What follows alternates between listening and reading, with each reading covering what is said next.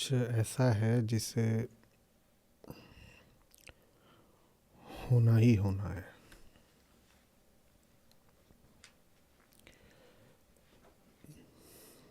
तय है, निश्चित है,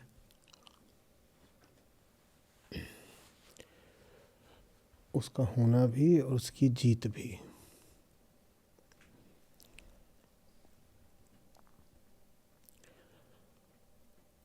और कुछ ऐसा है जो नियमबद्ध है न होने को।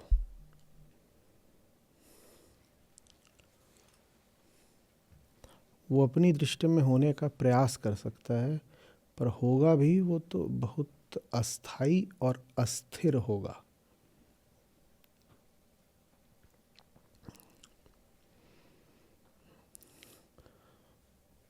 पल मात्र को उसको प्रतीत होगा कि उसका अस्तित्व है,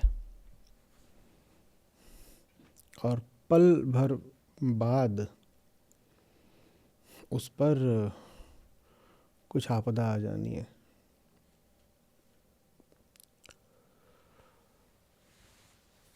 ये जो दूसरा है ये अहम है, मैं, जो कहता है मैं हूँ। और जो पहला है वो सत्य है। थोड़ी चर्चा करते हैं इनके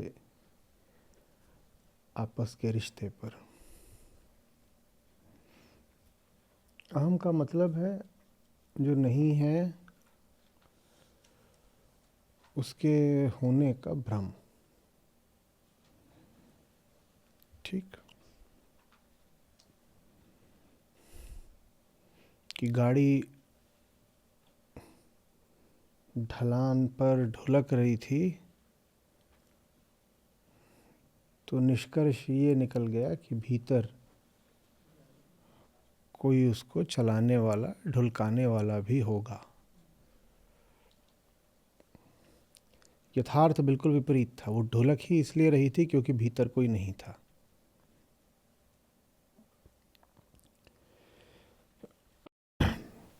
पर ठीक से न देखने के कारण,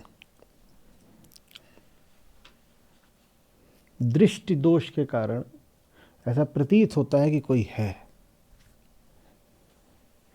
जैसे आँख में जाला लग जाए, या नींद गहरी हो, या प्रकाश कम हो, या कुछ मूर्छा सी हो, तो जो नहीं भी होता वो दिखने लगता है ना। या स्वप्न आ रखे हों तो जो नहीं भी होता वो दिखने लगता है ना। वैसा है अहंकार, जिसकी प्रतीति बस या तो अंधकार में होती है या अज्ञान में होती है।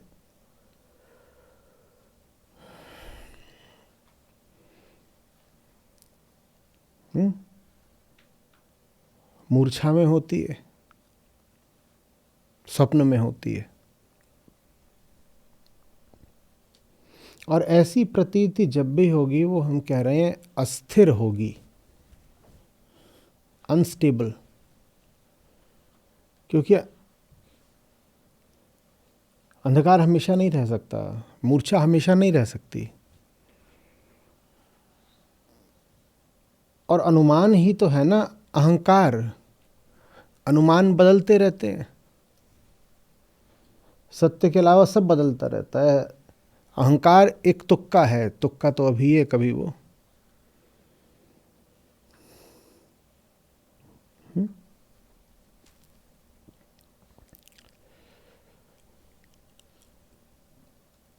तो अहंकार जब नहीं है तब तो सत्य है ही। हम अहंकार की दृष्टि से देख रहे हैं। वस्तुतः सत्य या आत्मा का होना या न होना अहम पर आश्रित है ही नहीं। अहम अपने आप को परम सत्य भी घोषित कर ले तो भी वास्तविक सत्य तो अपनी जगह है ही है। अहम क्या घोषणा कर रहा है, क्या डींगे हाँक रहा है, किस भ्रम में फंस गया है, इस पर निर्भर नहीं करता आत्मा का अस्तित्व। तो अभी हम जो भी कुछ कहेंगे कि आत्मा है नहीं है इत्यादि, वो हम अहम की दृष्टि से कह रहे हैं, तात्विक दृष्टि से नहीं, एब्सोल्यूट दृष्टि से नहीं। एब्सोल्यूट दृष्टि से देखोगे तो बस एब्सोल्यूट है, एब्सोल्यूट दृष्टि से देखोगे तो हम जैसा कुछ होता ही नहीं। लेकिन ना हम एब्सोल्यूट, ना हमारी दृष्टि, तो हमारे लिए तो अर्थ हमारी ही दृष्टि का है। हम ही अनुभोक्ता हैं, हमारी दृष्टि खराब होती है तो हम ही दुख भोगते हैं। जो दुख का अन्वेषण और समाधान करने निकले हों, उनको तो अहम को अहम की ही दृष्टि से देखना पड़ेगा। वो सिर्फ ये कह देंगे कि अहम नास्ति, मिथ्या है, तो इससे बात बनेगी नहीं। तो अगर अहम में आ गई बहुत समझदारी और उसने कह दिया जो मैं अपने आप को समझता हूँ वो मैं हूँ नहीं, और जो मैं अपने आप को समझता हूँ उसके अतिरिक्त भी मैं कोई अगर वैकल्पिक अपनी परिभाषा, नाम, पता, पहचान दे दूँ तो वो भी मैं हूँ नहीं। न मैं वो हूँ जो मैं अपने आप को समझता हूँ, और अपने आप को जो समझता हूँ उसके अलावा मैं कुछ और समझने लग जाऊँ तो मैं वो भी नहीं हूँ। हम इतना समझदार हो जाए, माने कि हम कहने लग जाए कि मैं ना कुछ हूँ ना कुछ हो सकता हूँ। जो मैं अपने आप को समझता हूँ वो तो मैं हूँ ही नहीं। और मैं ये नहीं कह रहा कि समझ का फेर हो गया है, अभी जो अपने आप को मैंने सोचा है उससे अलग मैं कुछ हूँ। मैं अपने आप को जो भी सोच लूँगा वही एक धोखा होगा, तो माने ना मैं कुछ हूँ ना मैं कुछ हो सकता हूँ। अहम को इतनी अगर बुद्धि ही हो जाए, सफाई हो जाए, समझ आ जाए, तब तो आत्मा ही आत्मा है, फिर ठीक, बढ़िया बात। लेकिन तब क्या होता है जब अहम को इतनी समझदारी नहीं होती? आज का पूरा श्लोक इसी की चर्चा पर है। जब ये समझदारी नहीं है तब क्या होता है? समझदारी है तब तो पता ही है। मैं अपने आप को कुछ समझ बैठा हूं, देह दोष है, काल दोष है। देह धारण करी, जन्मा बना, कुछ दोष वहाँ लग गया और उसके बाद मैंने काल धारण कर लिया। समय की धारा जो कुछ मुझे देती गई उसको मैं अपने ऊपर धारण करता चला गया।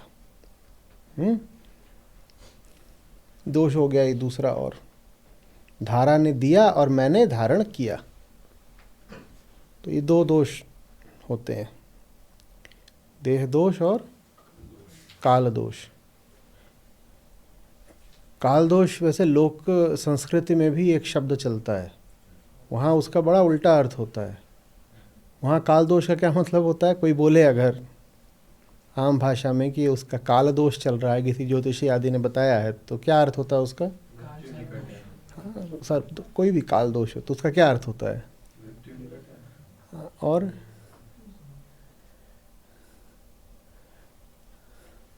समय बुरा चल रहा है, समय बुरा चल रहा है। तो वहाँ अर्थ होता है समय बुरा चल रहा है, अच्छा समय लेकिन आ सकता है। और जब वेदांत में कहा जाता है कि काल दोष, तो वहाँ आशय होता है समय चल रहा है। नहीं समझे? जब लोग संस्कृति में कहते हैं काल दोष, तो वहाँ मतलब होता है समय बुरा चल रहा है, पर समय अच्छा भी चल सकता है। बुराई इसमें है कि बुरा समय चल रहा है, और वेदांत कहता है बुराई इसमें है कि समय चल रहा है। समय चल रहा है, अब वो तुम्हें अच्छा लग रहा हो तो अच्छा, बुरा लग रहा हो तो बुरा, कुछ भी लग रहा हो, लेकिन समय चल रहा है।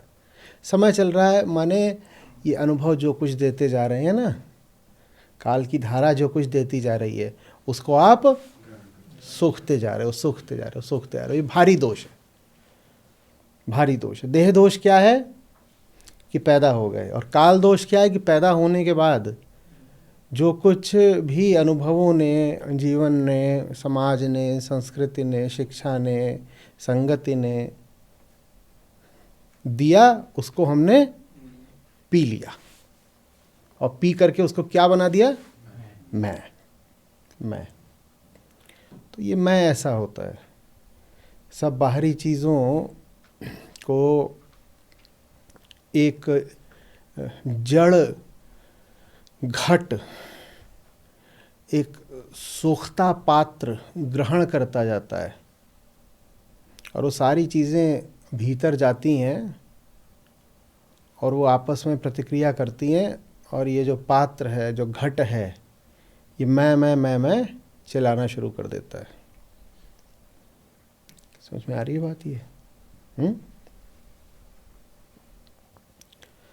तो ये मैं बोल रहा है, फिर होता क्या है?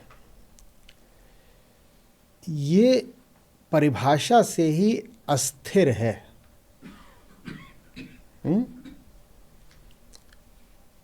इसका होना अस्तित्व में वर्जित है क्योंकि ये झूठा है। जैसे रोशनी के सामने अंधेरे का होना वर्जित होता है, वैसे ही सच्चाई के सामने झूठ का होना वर्जित होता है। आप रोशनी के सामने अंधेरे को तुलना के लिए भी नहीं ला सकते। अंधेरा शिकायत भी करना चाहे कि काहे को मेरी जान लिए लेती हो, तो शिकायत करने भर के लिए भी रोशनी के सामने नहीं आ सकता। एक है तो दूसरा बिल्कुल नहीं है, दूसरे का होना वर्जित हो जाता है। हाँ, किसी प्रकार वो रोशनी से कहीं छुप ले, कुछ युक्ति लगा के, कहीं गुफा में गहरी, कहीं किसी नीचे कंदरा पाताल में, तो वहाँ वो बैठ करके विचार कर सकता है कि मैं तो हूँ, मैं हूँ और अब मैं जा करके आमने सामने के घमासान में प्रकाश को हरा भी दूंगा। ये सब कर सकता है। पर ये दोनों जैसे ही सामने आते हैं तो नियम है कि एक ही रहेगा, दूसरा सामने आ भी नहीं पाएगा। एक है तो एक ही है, दूसरा हो नहीं सकता। वैसे अहम हो नहीं सकता, ये नियम है, ये सत्य का नियम है कि अहम हो नहीं सकता।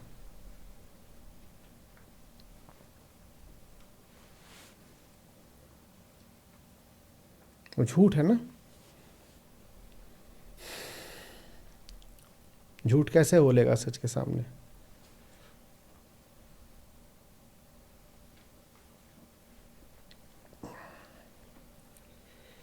पर अपनी दृष्टि में तो अहम है ही, और वो बढ़ता है, फलता है, फूलता है। अपने आप को वो और अधिक नित्य सत्य मानने लग जाता है। तो तब वो अपने ही लिए भयानक कष्ट का कारण बनता है। क्योंकि नियम तोड़ने की सज़ा मिलती है, इसीलिए अहम को होने की सज़ा मिलती है। नियम क्या है कि अहम हो नहीं सकता। नियम क्या है? अहम हो नहीं सकता। तो नियम तोड़ने का दंड मिलेगा ना। हाँ, तो अहम जितना ज़्यादा होता जाता है उतना वो दर्द में होता जाता है। उसकी हस्ती ही दंड है। उसे बाहर से कोई नहीं चाहिए दंड देने के लिए।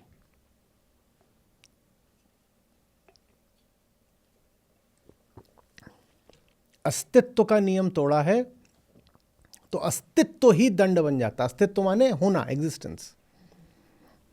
तो अहम का होना ही अहम के लिए दंड है, सजा है। थोड़ा होगा तो कितनी सजा मिलेगी, और ज्यादा होगा तो कितनी मिलेगी। और उससे पूछो तो क्या होना चाहता है? और ज्यादा, और ज्यादा। वो और ज्यादा क्यों होना चाहता है? क्योंकि उसने अपना नाम क्या दे रखा है? आत्मा। और आत्मा कितनी होती है? अनंत। तो अहम भी कितना होना चाहता है? अब समझ में आ रहा है कि अहंकार क्यों गुब्बारे की तरह फूलना चाहता है। अहंकार बढ़ता ही बढ़ता रहना चाहता है। क्यों? ताकि वो किसी तरीके से अपने नकली नाम को सार्थक कर सके। नाम उसने छोटा से लिया होता तो छुटपन में भी वो संतोष कर लेता। नाम ही उसने बहुत भारी ले लिया ना। अब इतना बड़ा नाम लिया है तो भाई अपने नाम के अनुसार होकर दिखाओ। तो कहता है मैं आत्मा जैसा विराट होके बताता हूँ। तो इसलिए अहम लगातार बढ़ने की कोशिश करता है, लगातार बढ़ने की। एक तरह से देखें तो एक भूली गलती है ये।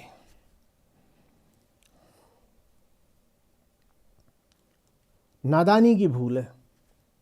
होना तो आत्मा ही चाहता है, बस तरीका उल्टा पकड़ लिया। आत्मा वो हो जाए मिट करके, पर वो आत्मा होना चाहता है फूल करके।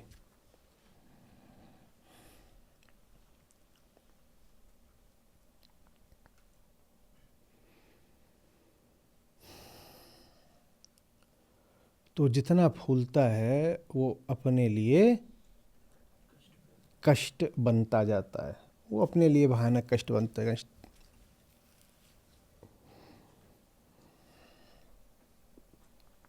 और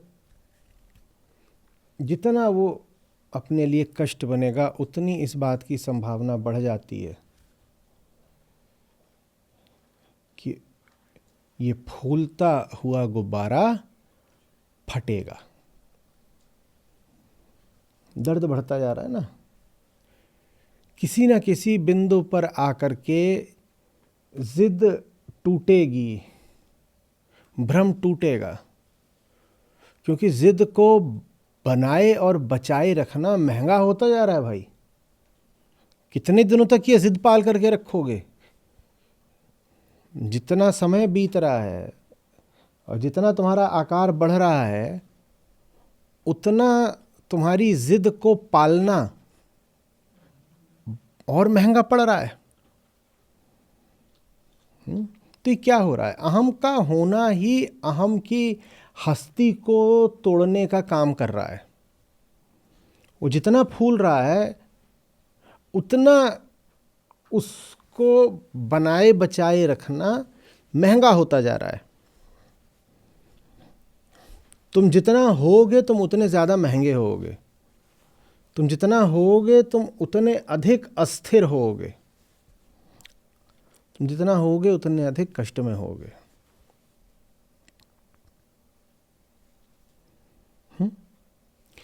अब अहम की दृष्टि से देखें तो वो तो बढ़ रहा है, पर वो जितना बढ़ रहा है उतना उसका दुख बढ़ रहा है, अतः उसका अंत निकट आ रहा है। वो क्या सोच करके बढ़ रहा है कि मैं बढ़ूंगा तो किसके निकट आ जाऊंगा? आत्मा क्या होती है? तो वो क्या सोच रहा है बढ़ते हुए मैं किसके निकट आ रहा हूं? अनंत के। अहम बढ़ रहा है तो सोच रहा है अनंत निकट आ रहा है, मैं बढ़ रहा हूं ना, जबकि अहम जितना बढ़ रहा है उसका अंत निकट आ रहा है।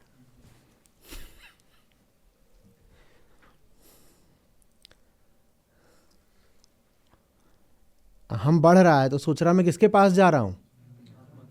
गलत तो नहीं सोच रहा। पर कृष्ण मुस्कुराते हैं, कहते हैं जा तो तुम आत्मा के पास ही रहे हो, पर वैसे नहीं जैसे तुम सोच रहे हो। अहम सोच रहा मैं बढ़ता जा रहा हूँ, बढ़ता जा रहा हूँ, तो और बढ़ूंगा तो आत्मा के निकट आ जाऊंगा, क्योंकि बढ़ के अनंत हो जाऊंगा। आत्मा भी अनंत होती है तो मैं और आत्मा एक हो गए। कृष्ण कह रहे हैं बिल्कुल ठीक सोच रहे हो। जितना तुम्हारा गुब्बारा फूल रहा है उतना तुम तो आत्मा के ही निकट रहे हो, पर अनंत से नहीं, अपने अंत से। अनंत तो तुम कभी हो नहीं सकते, पर आत्मा हो जाओगे। अनंत होकर नहीं, अंत होकर आत्मा हो जाओगे। जो तुम चाहते हो वो तुम्हें मिल जाएगा, पर तुम्हारे तरीके से नहीं मिलेगा। लिख लो, जो तुम चाहते हो वो तुम्हें मिल तो जाएगा, बिल्कुल मिलेगा। एक तरह से अहम का अधिकार है आत्मा को पाना।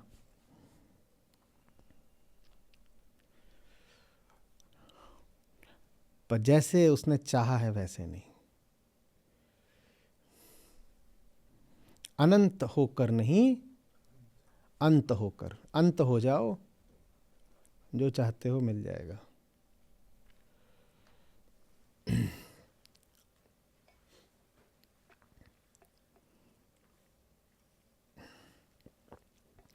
समझ में आ रही बात? तो जब अहम समझदार है, जैसे आज हमने बिल्कुल आरंभ में कहा था, तब तो मात्र आत्मा इसी को समझदारी कहते हैं। भैया मैं तो हूं नहीं, मैं तो ऐसे ही हूं, बस जैसे सपने में कोई किरदार खड़ा हो गया हो, कि जैसे संयोग से समुद्र की कोई लहर खड़ी हो गई हो। मैं क्या अपनी हस्ती को बड़ा तूल दूं, मैं तो हूं नहीं, आत्मा है, सत्य, ठीक है, ये समझदारी की बात हो गई। पर जब नासमझी की भी बात है, तब भी जितनी नासमझी बढ़ेगी, नासमझी उतना अपने अंत के निकट पहुंचेगी। सत्य तब भी है जब है, और जितना सत्य कम होता जाएगा, कम किसकी दृष्टि में? अहम की दृष्टि में। सत्य जितना कम होता जाएगा, सत्य का विस्फोट उतना निकट आता जाएगा। गुब्बारा जितना फूलता जाएगा, गुब्बारे का फटना, विस्फोट होना उतना निकट आता जाएगा। ये सत्य के साथ बड़ी मजेदार बात हो गई। वो तब तो है ही है जब वो है, जब आपको लगता है कि वो नहीं है, आप हैं, तो तब वो और सर पे खड़ा हुआ है। समझ में आ रही है बात? जब धर्म है तब तो सत्य है ही, जब अधर्म है तब सत्य का विस्फोट है। जब धर्म है तो सत्य अपने शांत और स्निग्ध और मौन रूप में है,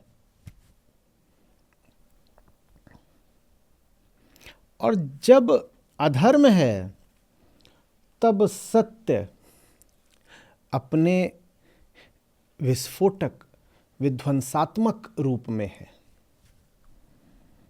दोनों ही दशाओं में है तो सत्य ही। समझ में आ रही बात? ऐसे समझ लो कि या तो अपनी समझदारी से मान लो कि वो है, नहीं तो उसका थप्पड़ खा के मान लो कि वो है।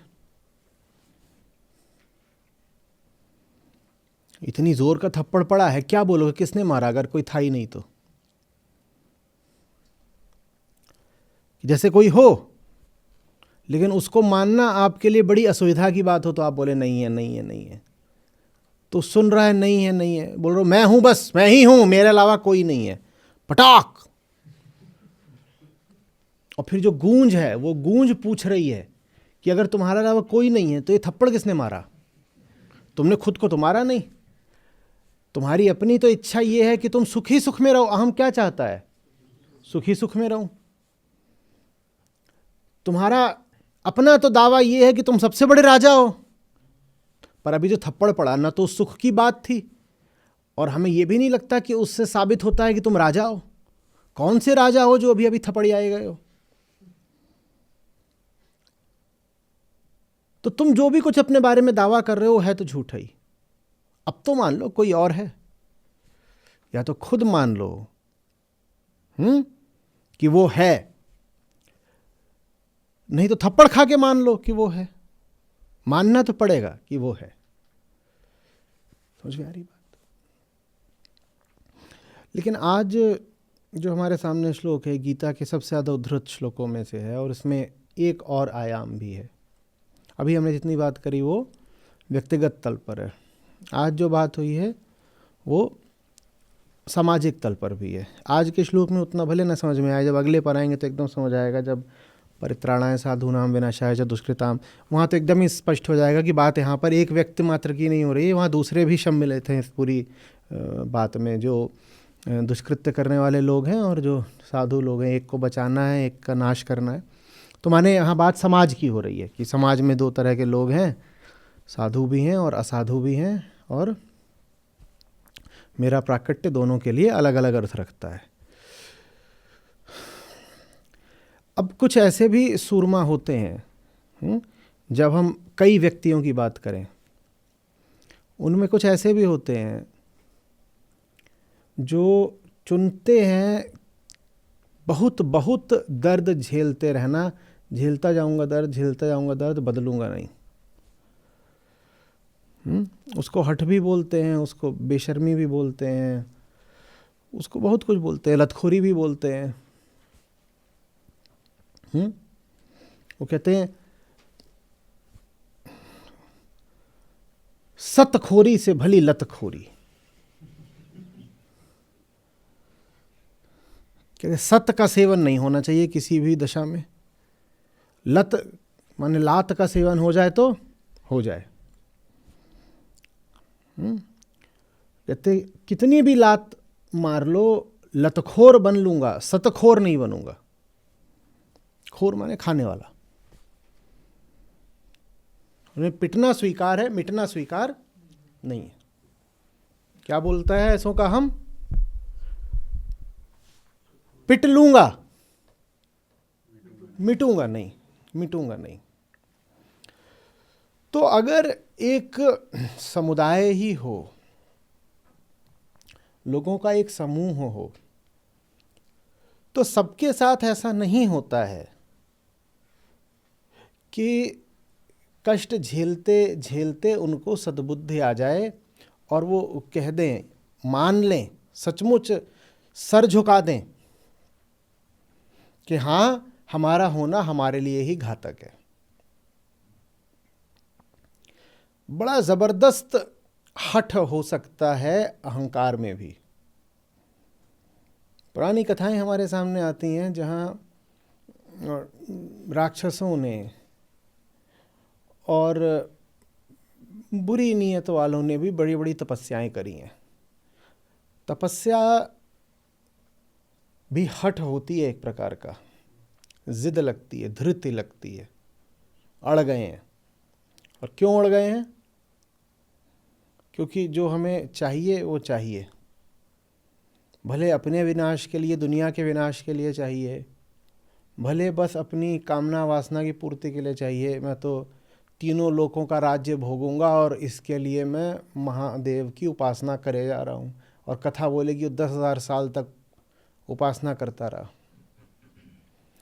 तो गलत केंद्र से भी बड़े बड़े अड़ियल काम करे जा सकते हैं। गलत केंद्र से भी बड़े विराट दिखने वाले उद्यम करे जा सकते हैं। खूब कष्ट सहा जा सकता है। कोई सिर्फ कष्ट सह रहा हो तो इससे ये नहीं मान लीजिएगा कि वो आदमी अच्छा है। ये हमारी बहुत सारी भूलों में एक ये भी भूल है कि हम किसी को बहुत मेहनत करता देखते हैं, कई बार तो हम कहते हैं देखो बेचारा कितनी मेहनत कर रहा है। व्यर्थ केंद्र से, घातक केंद्र से भी बहुत मेहनत करी जा सकती है। बल्कि आप अगर थोड़ा जीवन को परखेंगे तो हो सकता है आपको दिखाई दे कि ज़्यादातर जो आपको ज़्यादा मेहनती लोग मिले हैं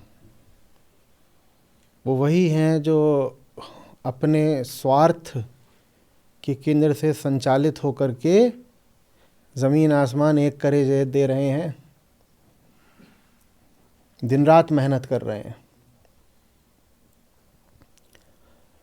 जैसे सब कुछ 3 प्रकार का होता है ना, वैसे ही तप भी रजोगुणी हो सकता है। और रजोगुणी तप का क्या मतलब होगा?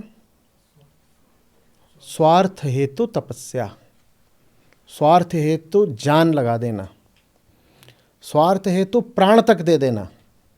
तो सिर्फ कोई अपना प्राण दिए दे रहा है, बड़ी भारी मेहनत करता दिखता है, बड़ा नियमित और अनुशासित दिखता है, इससे ये मत मान लीजिएगा कि आदमी निसंदेह अच्छा ही है। नहीं, ज़रूरी नहीं है।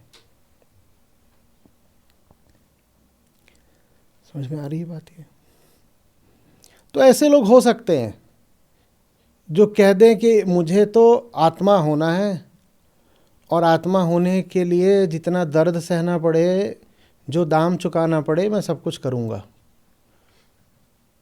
अब अहम आत्मा बनना चाहता है अपने तरीके से, ये तो अधर्म हो गया ना।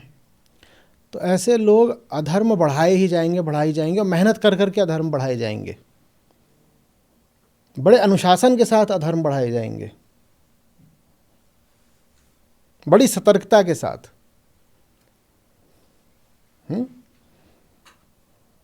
काम कर रहे हैं, काम कर रहे हैं, किसके लिए? स्वयं के लिए।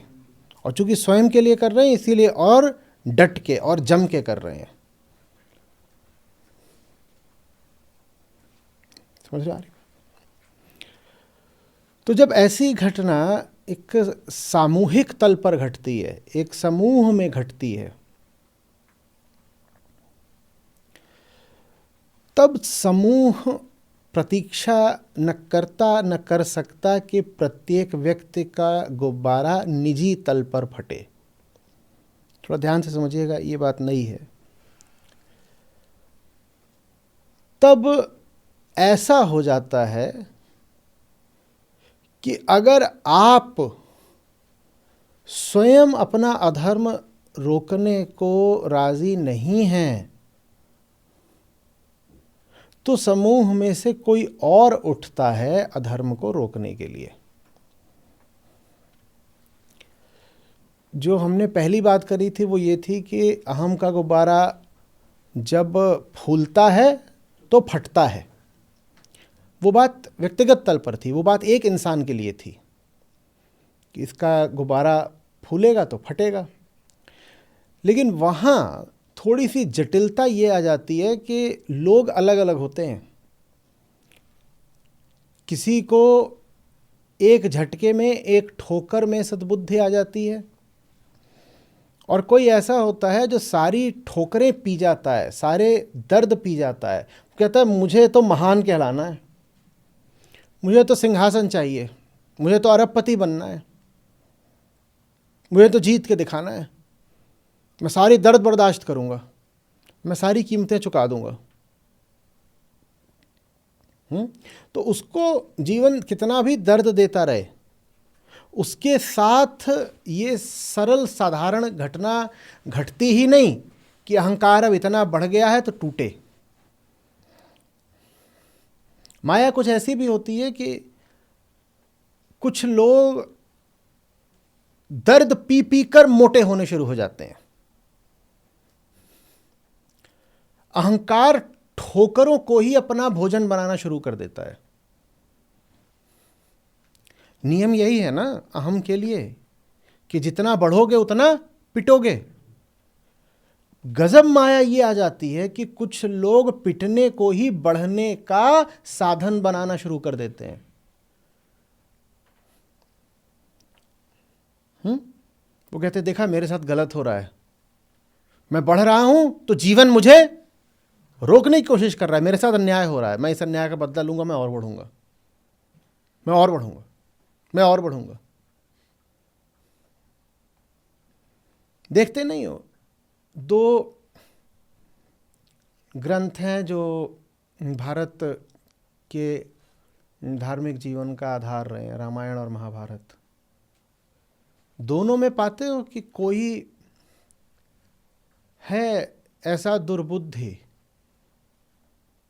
जो अपने और अपने कुल का विनाश होते देखता है, या अपने राज्य का, अपने सैनिकों का, सेना का, या स्वयं को वो कष्ट पाते देखता है, तो वो जा कर के सत्य के सामने, माने सत्य के अवतारों के सामने घुटने टेक देता है, नमित हो जाता है, क्षमा मांग लेता है। ऐसा होता है? कभी हुआ? ऐसा होते देखा गया? तो वो कथाएं भी कुछ तो बता रही हैं ना। रावण ने क्या क्या गवाया मरने से पहले, कितने तो उसके भाई तभी मार दिए गए कि राम ने अभी लंका की धरती पर कदम भी नहीं रखा था, अभी पुल भी नहीं बना था, उस तरफ ही वो भेज रहा था अपने भाई बंधु और उनका काम तमाम हो रहा था। ठीक। और फिर जब इधर आ जाते हैं तो एक के बाद एक उसके पूरे कुटुंब का सफाया होने लगता है। ये भी जाता है, फिर ये भी जाता है, ये भी जाता है, ये भी जाता है। अब जितना दर्द बढ़ रहा है उतना ही भीतर रावण के आग दहक रही है। ऐसा थोड़ी हो रहा है कि वो कह रहा है कि देखा मैं रावण हूं ना, मैं रावण हूं ना, इसलिए मुझे इतना कष्ट झेलना पड़ रहा है। अभी मेरा भाई गया, देखो अभी मेरा बेटा गया, अभी वो मेरे कुटुंब का चला गया, अभी वो मेरा मित्र चला गया, ऐसा ऐसा हो रहा है क्या? और रावण कहे देखा, ये होता है कि जब अहंकार बहुत फूल जाता है, इतना दुख झेलना पड़ता है। विभीषण ने सही बोला था, मंदोदरी तू भी सही बोल रही है, मुझे मेरे किए की सज़ा मिल रही है। ऐसा हुआ, जितना लोग कटते गए, जितना रावण का मर्म स्थल छिदता गया, उतना वो और उग्र और विभत्स होता गया और आ गया। और तो क्या कथा हमसे कहती है, वो अपने 10 सर लेकर के आया था। वो सब सांकेतिक बातें हैं पर हमें कुछ सिखा रही हैं। अब एक एक करके सर कट रहे हैं, कट रहे हैं, कट रहे हैं, कट रहे हैं। वो मान रहा है क्या? कुछ नहीं मान रहा। सर कटता है और फिर आ जाता है। मान रहा है क्या? उसकी सेना कट गई, आग पहले ही हनुमान लगा गए थे, भाई बंधु सब मर गए, अंत में रावण खड़ा हुआ है और पिटे जा रहा है, पिटे जा रहा है। कुछ हो रहा है? कुछ मान रहा है क्या वो? तो अहंकार रावण जैसा हो सकता है, कितना भी पीट लो, बोलो, मानता नहीं है। कितना भी पीट लो मानेगा नहीं। ऐसे भी लोग होते हैं। इसीलिए हमने कहा कि आज जो बात है वो मात्र व्यक्ति के तल पर नहीं है, वो समूह के तल पर है। और कोई भी बड़ा समूह ले लो, उसमें कुछ रावण भी होते हैं। उनको मैं कहा करता हूँ, पहले अपनी भाषा में कहा, नोड्स ऑफ इविल, कि कुछ ऐसे होते हैं जो स्वयं नहीं सुधर सकते, क्योंकि स्वयं ही सुधर जाओ, इसके लिए जो स्वचालित ऑटोमेटिक प्रक्रिया है अस्तित्व में, वो ये है कि अहम बढ़ेगा तो दुख पाएगा तो सुधर जाएगा। अस्तित्व ने एक नियम बना रखा है कि अहम बढ़ेगा, बढ़ेगा तो क्या होगा? दुख पाएगा, दुख पाएगा तो सुधर जाएगा। पर कुछ लोग इस नियम का अपवाद बन जाते हैं। उनको जब दुख मिलता है सुधरते नहीं और बिगड़ जाते हैं। कहते अच्छा तो तूने मार दिया इंद्रजीत मेरा लाडलम, मैं बताता हूं। और उसने थोड़ी कहा कि जो इंद्रजीत को मार सकता है वो फिर मुझे भी मार देगा ना, मैं कहां से बचने वाला हूं। उसने सोचा क्या? यहां तो आपको फिर भी कम संख्याएं मिलेंगी गिनाने के लिए। मान लो 10, 20, 40 राक्षसों के और नाम गिना दोगे। चले जाओ महाभारत में, वहां कितनों को खाया दुर्योधन ने?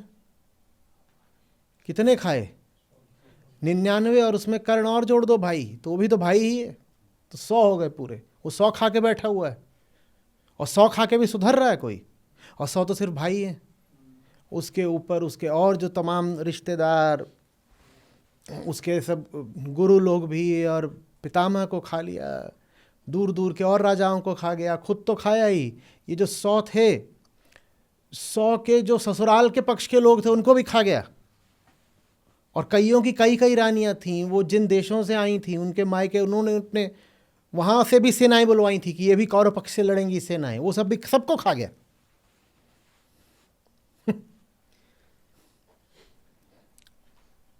और तब पुत्र भी एक एक के बहुत सारे, वो सब हैं, सब कर्ण के पुत्र भी तो गए थे, कोई कर्ण अकेले थोड़े, कर्ण के पुत्र भी चले गए, दुर्योधन के पुत्र चले गए, और जितने थे सब सब साफ हो रहे हैं एक एक करके। इतनों को खाने के बाद हम क्या उम्मीद करेंगे कि किसी को थोड़ी तो समझ, कुछ सद्बुद्धि कुछ आई?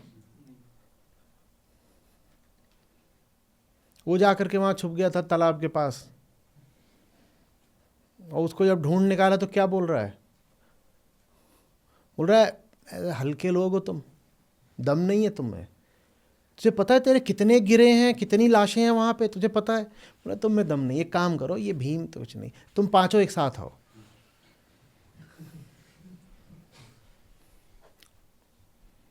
तो उनका धर्मराज जाग गया, वो बोले हैं 5 नहीं एक साथ आएंगे, तुम चुन लो हम में से किसी एक को।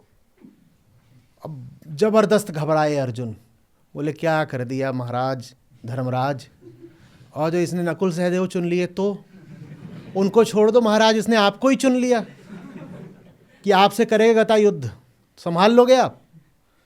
बोले अब बोल दिया तो बोल दिया।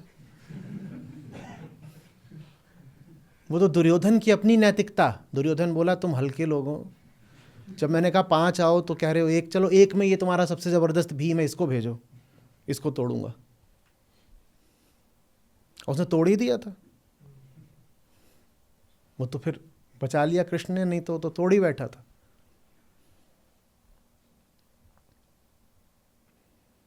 सुधर रहा था। कुछ लोग दर्द पाके भी खुद नहीं सुधरते। उन्हें आप कोई कष्ट नहीं दे सकते क्योंकि वो,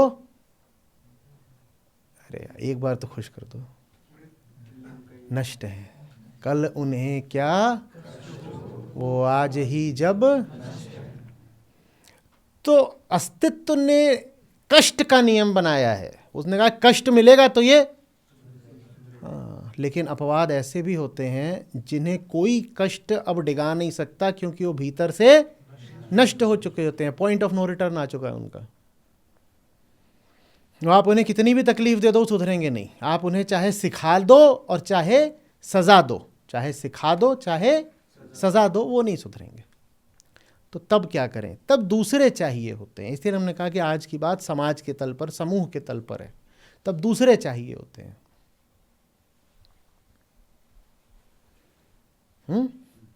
कि जब धर्म की हानि होगी, आज हमसे कह रहे हैं श्री कृष्ण, तब मैं आऊंगा। मैं आऊंगा माने तुझ में नहीं आऊंगा तो उसमें आऊंगा। क्योंकि जो अधर्म है अभी उसकी बात व्यक्तिगत तल पर नहीं हो रही, सामाजिक तल पर हो रही है। समाज में अधर्म फैलेगा तो कोई ना कोई तो ऐसा होगा ही जिसमें कृष्णत्व उदित होगा। और कृष्णत्व उदित होना ऐसा लगता है जैसे कृष्णत्व कहीं पे ढला हुआ था, छुपा हुआ था, तो फिर उदित हो रहा है। नहीं, वो नहीं है। माने कोई ना कोई तो ऐसा होगा ही जिसका अहंकार टूटेगा। कोई ना कोई तो ऐसा होगा ही जिसकी समझ जग जाएगी, दूसरों से पहले जग जाएगी। दूसरों से पहले जो जग गया, समझ लीजिए कि वही कृष्ण है।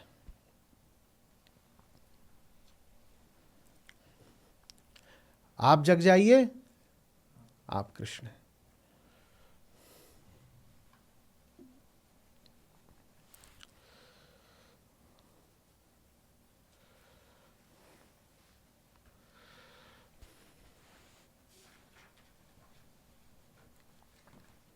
समझ में आ रही बात? ये अधर्म का जब भी अभ्युदय होगा तो मैं आऊंगा। भले प्रत्येक व्यक्ति में ना आ पाऊं, पर कुछ न कुछ व्यक्तियों में आऊंगा। नियम तो यही है कि जब अधर्म बढ़े तो प्रत्येक व्यक्ति को अधर्म के कारण ही सद्बुद्धि आ जाए, क्योंकि अधर्म कष्ट का दाता होता है। कष्ट आए तो सद्बुद्धि आ जाए, कष्ट सुधार दे। पर सब में अगर ये नहीं भी हो पाई बात तो कुछ में तो अवश्य होगी। मैं आऊंगा। कृष्ण के आने का मतलब ये नहीं है कि कोई दिव्य अलौकिक घटना घटेगी और किसी विशेष क्षण में, किसी विशेष घर में, किसी एक विशेष बालक का जन्म हो जाएगा जो कृष्ण कहलाएगा। नहीं, उसका वो अर्थ नहीं है। बात हमारे भीतर की है, बात हमारे भीतर की है। समझ रहे बात?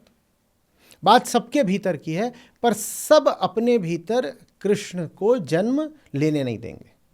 इसी को पलट के भी कह सकते हो ज़्यादा सही तरीके से कि सब अपने भीतर के अहंकार को मरने नहीं देंगे। कृष्ण के जन्म लेने का अर्थ बस यही होता है कि अहंकार मर गया। कृष्ण कैसे जन्म लेंगे? अज बोला जाता है उनको। क्या बोलते हैं? अज। अज माने क्या होता है? अजन्मा। तो वो जन्म तो ले नहीं सकते, लेकिन हम समझाने के लिए भाषा के तौर पे कह रहे हैं कि उसके भीतर कृष्ण जन्म लेंगे। हो सकता है आगे भी ऐसे बोले, पर मैं कभी भी बोलूँ कि कृष्ण हमारे भीतर जन्म लेंगे, इसका मतलब ये मैं समझ लीजिएगा कि जन्म ले रहा है कोई। कृष्ण का जन्म नहीं होता है। अहंकार या तो बढ़ता है या मिटता है। तो सारी बात में कर्ता कौन है? कर्ता अहंकार है। सारी बात किसको दृष्टि में रख के करी जा रही है? अहंकार को लग करके। आत्मा के बारे में तो बातचीत हो नहीं सकती नहीं, हम जानते हैं बहुत अच्छे से। तो अगर आत्मा के बारे में बात हो भी रही हो, कभी मैं भी करूं, तो उसको यूं ही मान मत लीजिएगा कि उन्होंने कहा था कि आत्मा आ जाती है, आत्मा जीत जाती है। आत्मा से कौन लड़ेगा कि आत्मा जीत जाएगी? आत्मा से कोई लड़ने आएगा, जीत जाएगी आत्मा क्या, ठीक है। तो आत्मा की जीत बोलूं तो उसको सुनिएगा ये कि मैंने कहा अहंकार की हार, बस यही है, ठीक है। तो जब समाज में अधर्म बढ़ता है तो प्रत्येक व्यक्ति के भीतर वेदना संवेदना पैदा होती है।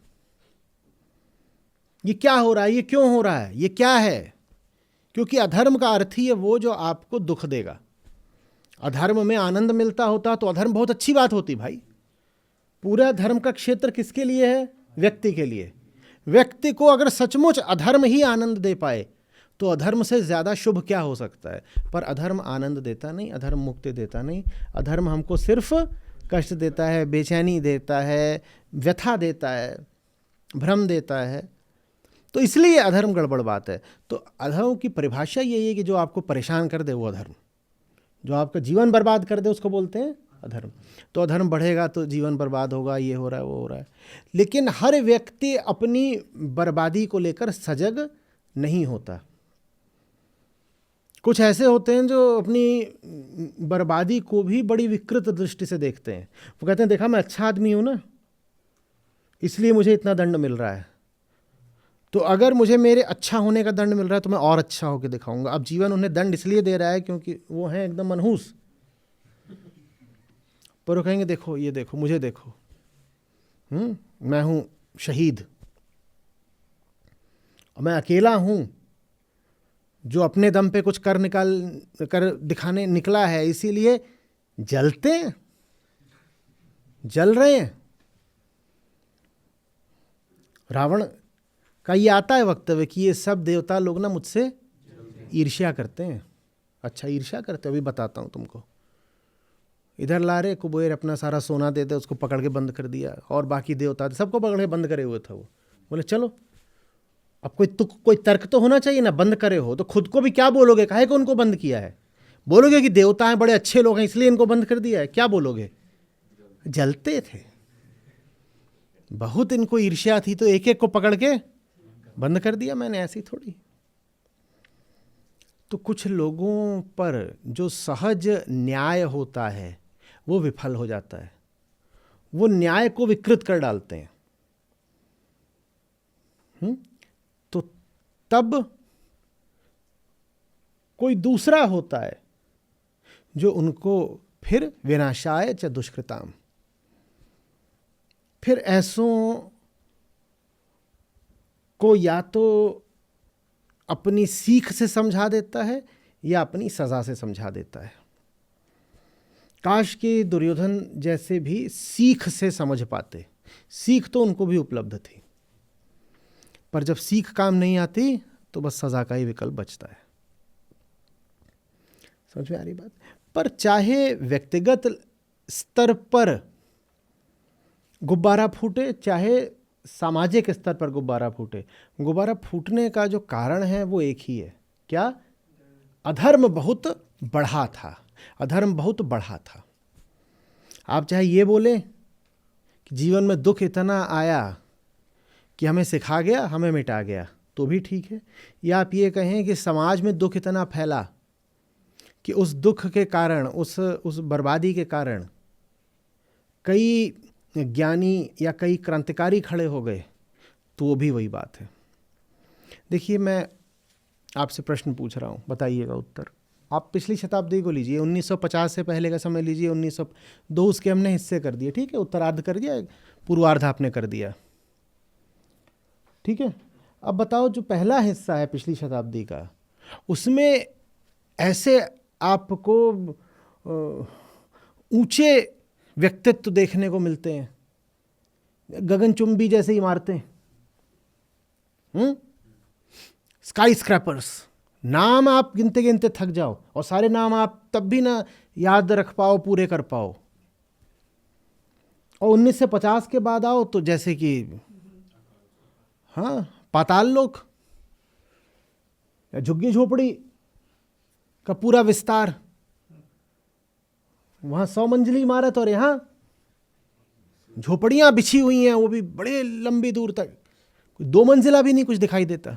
ये ऐसा कैसे हो गया?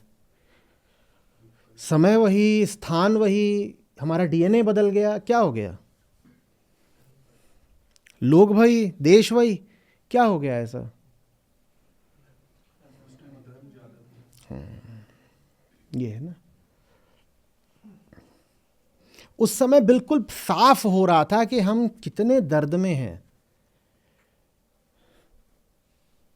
गुलामी माने बंधन सूक्ष्म नहीं थे, स्थूल हो बैठे थे। तो इस बात को छुपाना बड़ा मुश्किल हो गया था कि गुलामी है। गुलामी के सारे लक्षण एकदम आंख के सामने रहते थे। बाजार में जा रहे हो, फलानी दुकान में नहीं जा सकते, खाना है फलाने रेस्टोरेंट में नहीं घुस सकते, गाड़ी है फलाने डब्बे में नहीं जा सकते, प्रशासन है फलाने पद से ऊपर नहीं जा सकते, सत्ता है कुछ पदों पर चुनाव होंगे ही नहीं, बस नियुक्तियां होंगी। और नियुक्तियां कहां से आएंगी? दिल्ली से आएंगी या सीधे लंदन से आएंगी। वाइसरॉय का क्या मतलब था? लंदन का एजेंट। आप बैठे रहो, नियुक्तियां सब कहीं और से आ रही हैं। झुनझुना बजाने के लिए आपको दे दिया गया कि ये लो, तुम्हें एक अपने स्थानीय स्तर पर सरकार चुनने का मौका है। लेकिन वो कुछ नहीं, उसमें दम साफ दिखता था कि हम तो गुलाम हैं। क्या करोगे? उनकी बस्तियां भी अलग, उन बस्तियों में आप जा नहीं सकते, उनके तौर तरीके अलग, उनकी नौकरियां चाहिए तो उनके तौर तरीके अपनाओ।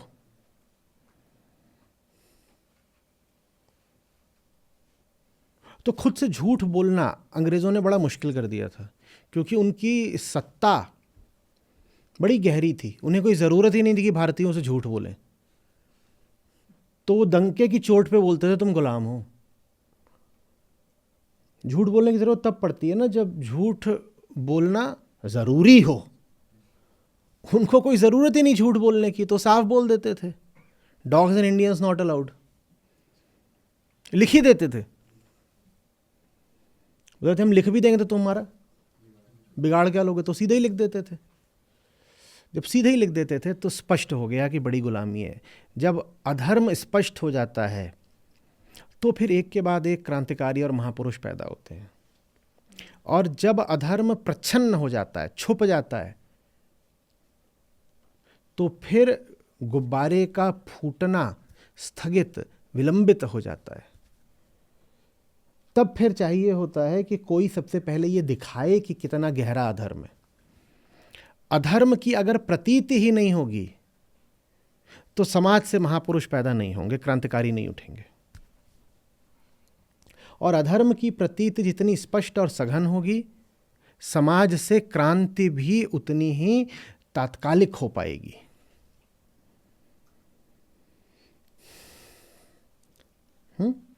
आपसे अगर कहा जाए पिछली शताब्दी के भारतीय महापुरुषों के नाम लिखो, तो आपने कभी गौर नहीं किया कि ऐसा क्यों है कि सब 47 से पहले ही पहले के आएंगे, उसके बाद सब कहाँ चले गए? दूरदर्शन पर एक धारावाहिक आता था, उसका शीर्षक ही यही था, कहाँ गए वो लोग, कहाँ गए वो लोग।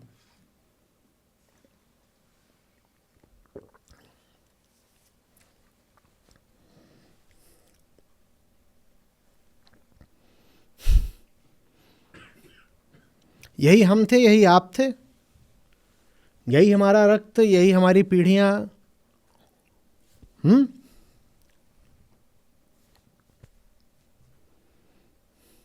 पर वहां मामला साफ था, वहां मामला साफ था। जब साफ हो जाता है तो आदमी कुछ और हो जाता है। सबसे खतरनाक गुलामी वो है जो छुपी हुई है, प्रच्छन्न है, वो क्रांति नहीं होने देती।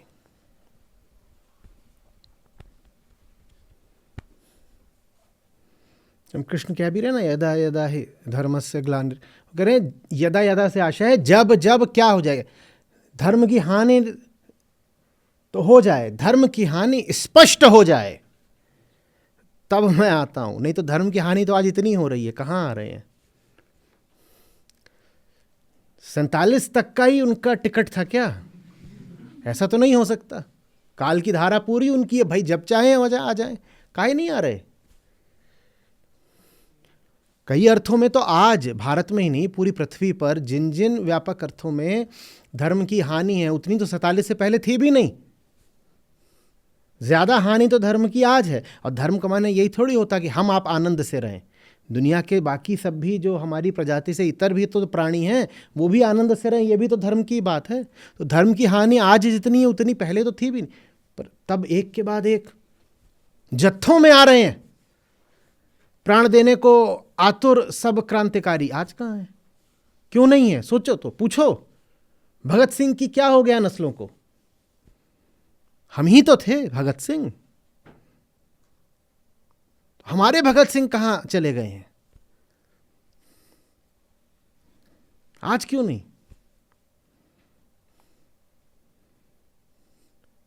क्योंकि अधर्म बच जाता है जब अधर्म छुपा रहता है। अधर्म के होने से अधर्म नहीं मारा जाएगा, अधर्म के प्रकट होने से अधर्म मारा जाता है। अधर्म बच जाता है जब वो धर्म का नाम ले लेता है।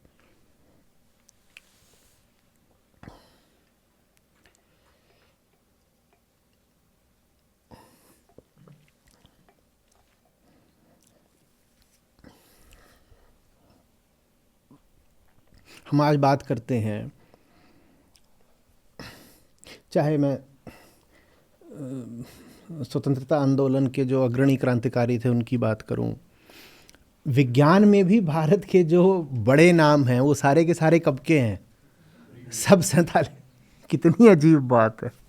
हम कहते हैं विज्ञान के लिए प्रयोगशालाएं चाहिए और पैसा चाहिए, फंडिंग चाहिए, वो तब कहाँ से आ गया था?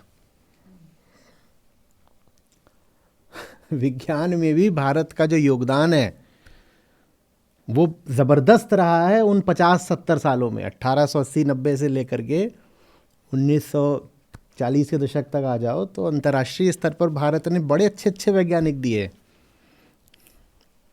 और आज जब पैसे की कमी नहीं, कहाँ है विज्ञान? क्या है विज्ञान के नाम पे हमारे पास? गणित, कला, साहित्य।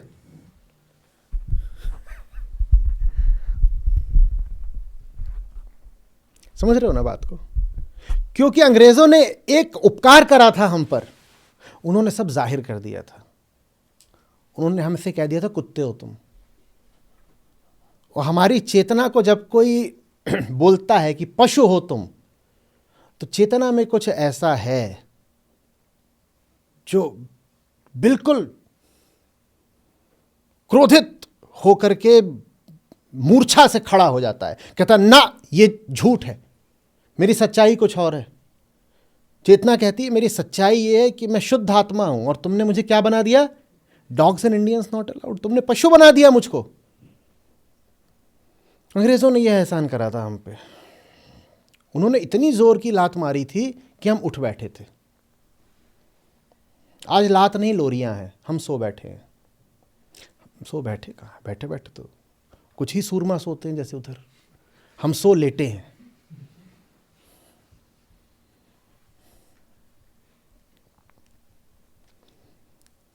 समझ में आ रही है बात ये?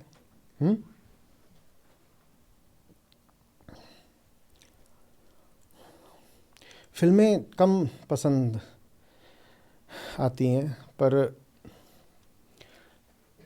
रंग दे बसंती के कुछ दृश्य थे जो फ्लैशबैक में थे, ब्लैक एंड वाइट में उन्होंने दिखाए थे, जिसमें जो आज का आम छात्र है, आम किरदार है, वो कहीं आज़ाद बन बैठा है, कहीं सुखदेव, कहीं भगत सिंह। वो भीतर तक स्पर्श कर देने वाले दृश्य थे। पता नहीं पटकथा लेखक की और निर्देशक की उतनी मंशा भी थी कि नहीं, लेकिन जो बात मुझे स्पर्श कर गई वो ये कि देखो लोग वही हैं, लोग वही हैं। वही चेहरा कॉलेज का टपोरी हो सकता है, और उसी चेहरे में पोटेंशियल है, संभावना है कि वो महान क्रांतिकारी बन जाए। लोग वही हैं। अभी थोड़ी देर पहले ये क्या कर रहा था, ये ढाबे पे बैठ करके सस्ते चुटकुले बता रहा था, मजाक कर रहा था।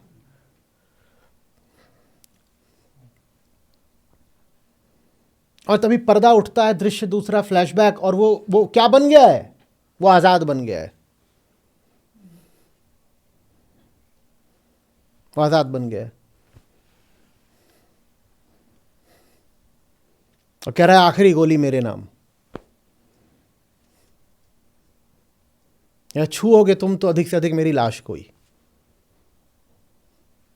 जिंदा हूं तो आजाद हूं, नाम ही मेरा क्या है, आजाद। जब आजाद मेरा नाम है तो तुम कैसे गिरफ्तार कर लोगे? मैं तो आजाद हूं, जब तक जीऊंगा आजाद रहूंगा। गिरफ्तार कर लेना, लाश गिर जाएगी, उसको कर लेना गिरफ्तार।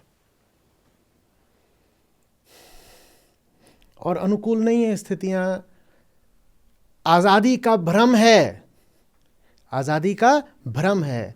तो यही जवानी, यही ऊर्जा इधर उधर मटरगश्ती कर रही है, आवारागर्दी कर रही है, यही ऊर्जा आजाद बन सकती थी। अगर साफ साफ इसको बता दिया गया होता कि तुम आजाद नहीं हो। आजाद आजाद बन पाए क्योंकि उनको स्पष्ट हो गया था कि आजादी नहीं है। हमें भ्रम है कि आजादी, इसीलिए कोई आजाद नहीं पैदा होता, कोई आजाद नहीं पैदा होता।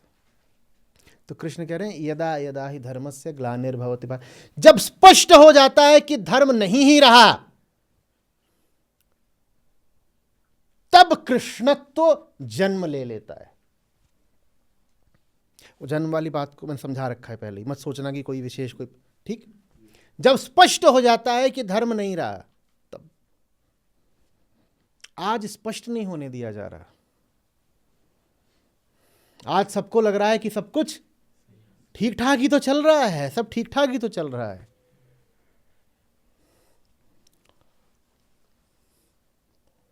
अब कहां से लाओगे तुम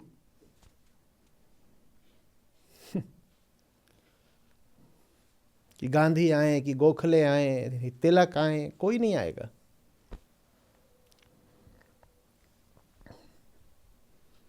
कैसे होगा? आज तो अब भारत से बाहर जाओगे तो इसलिए कि डॉलर चमकाने हैं। कहाँ से लाओगे कोई बोस जो भारत इसलिए जाए कि वहाँ फौज खड़ी करनी है और उसी फौज से भारत पे आक्रमण करूँगा और आज़ाद कराऊँगा। बाहर तो आप भी जाते हो, पर वीज़ा लेके। वो बाहर कैसे गए थे?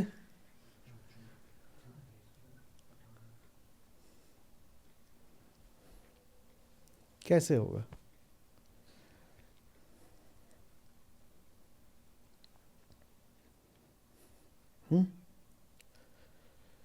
तब बहुत स्पष्ट था कि शासन हिंसा कर रहा है और तुम हिंसा से ही घुसाए हो भारत में। तुम कोई सच के दम पर यहां सत्ता नहीं गाड़े बैठे हो। तुम बस एक चीज लिए हो, क्या?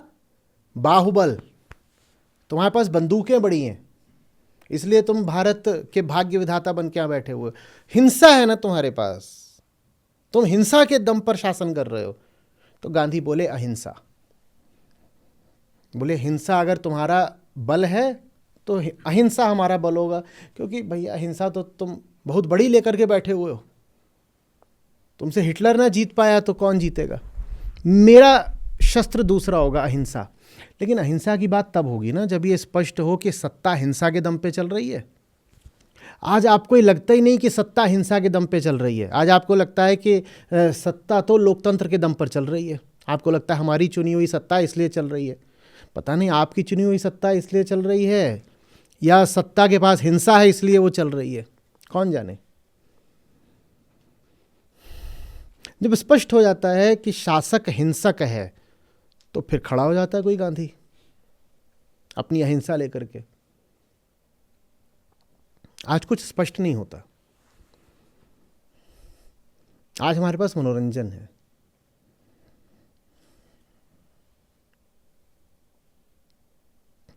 कुछ स्पष्ट नहीं होने दिया जाता। जब भी कहीं स्पष्टता आ रही होती है, मनोरंजन दे दिया जाता है। नाचो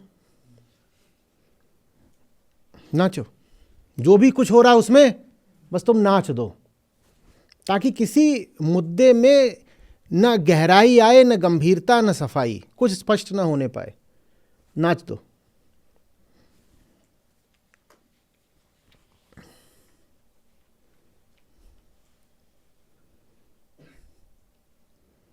यदा यदा हि धर्मस्य, ये बात किसको कही जा रही है? आत्मा को, अहम को। अब अहम को कहा जा रहा है जब जब धर्म की हानि होगी, माने अहम को समझ में भी तो आए कि धर्म की हानि हो रही है, क्योंकि ये बात अहम को कही जा रही है और अहम को हमेशा सब कुछ समझ में, तो माने कहा ही जा रहा है कि बेटा अहम, जब तुमको समझ में आएगा कि धर्म की हानि हो रही है, तब तुम ही धर्म के पक्ष में खड़े हो जाओगे। अहम को अब समझ में ही नहीं आने दिया जाता कि धर्म की हानि हो रही है। धर्म की हानि को ही धर्म का रूप दे दिया जाता है। अहम को लगता है ये तो देखो धर्म की पताका फहरा रही है।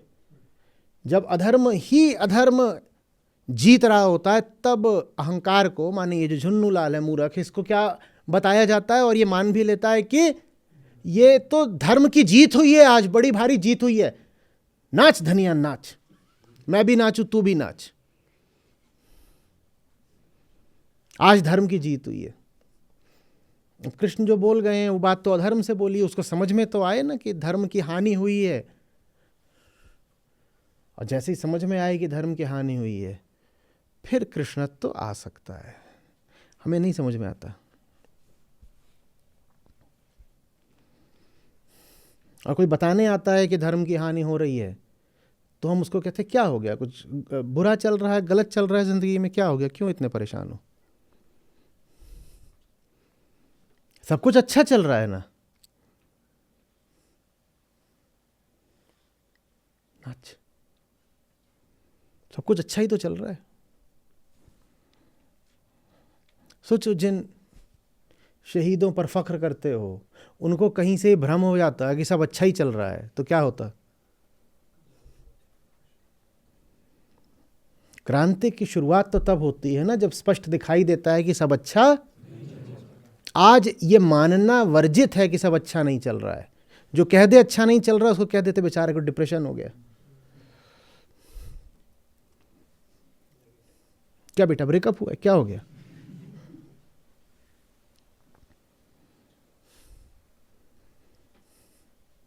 आज कोई जवान आदमी खुलेआम बोल दे कि मैं नहीं पढ़ रहा ये सब जोड़ेबाजी के चक्करों में, मेरी प्रियतमा आज़ादी है, तो दो चार निकल के आ जाएंगे अपनी सड़ी बुद्धि लेके, और उनके लिए यही बड़ा चुटकुला हो जाए, कहेंगे इज ही गे।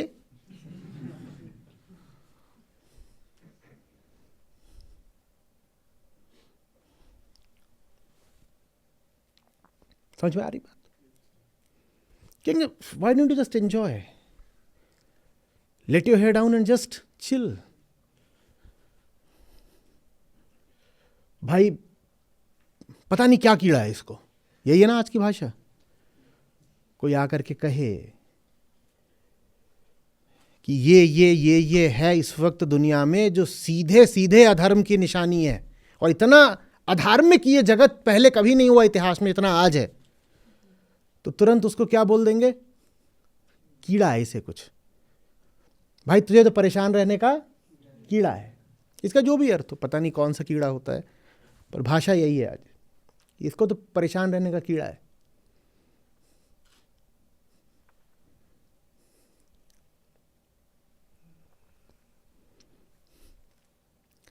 धर्म की हानि होना पर्याप्त नहीं है, धर्म की हानि पता चलना जरूरी है। क्योंकि ये बात किसको संबोधित है? तो अहम को तो कुछ तभी जब से समझ में आएगा।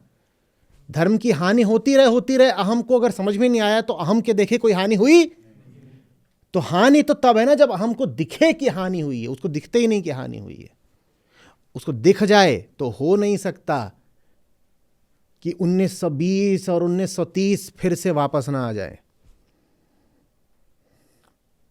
और इसी भूमि से क्रांतियां फिर से ना खड़ी हो जाएं। आज दिख नहीं रहा है, इसलिए मैंने कहा अंग्रेज़ों ने बड़ा एक एहसान किया, उन्होंने हमें दिखा दिया कि तुम हमारे बूट के नीचे हो, उन्होंने हमें दिखा दिया था। हम आज भी बूट के नीचे हैं, पर हमें दिख नहीं रहा।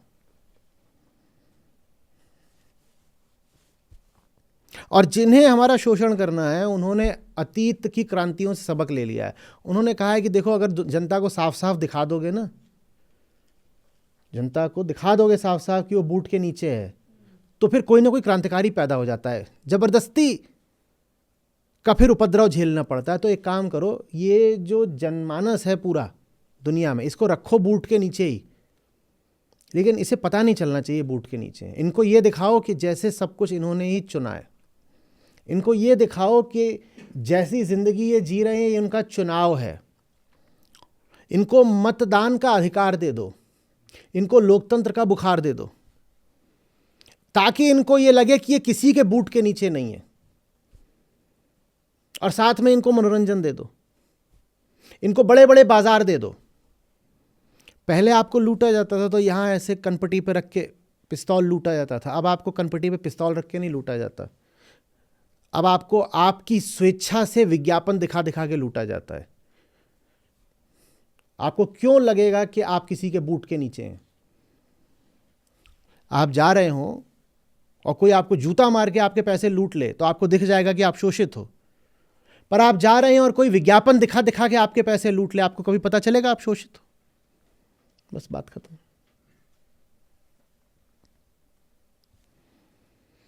तो इसलिए आज क्रांतियां नहीं होती हैं, क्योंकि आपको पता ही नहीं लगता कि आप शोषित हो।